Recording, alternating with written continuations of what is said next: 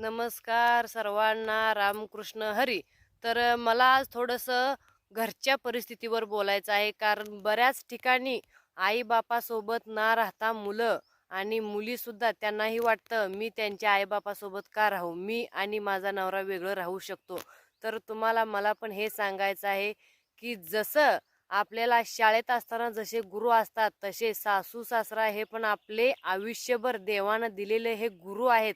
त्यामुळे त्यांच्या शब्दाच्या बाहेर कधी जात जाऊ नका. ते पण एक गुरु आहेत. कारण जसं शिक्षकाला अभिमान वाटत असतो, आमचा विद्यार्थी शिकून मोठा व्हावा, आम्ही शिकवलेला विद्यार्थी पुढे जाऊन त्याची प्रगती व्हावी, मोठ्या पदावर जावा, तसं वाटत असतं ना, तसं आपल्या सासू-सासऱ्याला पण तसंच वाटत असतं. आमचा मुलगा आणि आमची सून चांगल्या पदावर, चांगले काम करावे, त्यांनी चांगलं मोठं घर बांधावं, चांगलं राहावं असं वाटत असतं. नेहमी सुखात राहावं आमच्या मुलानं आणि सुनेनं, असं नेहमी त्यांना वाटत असतं.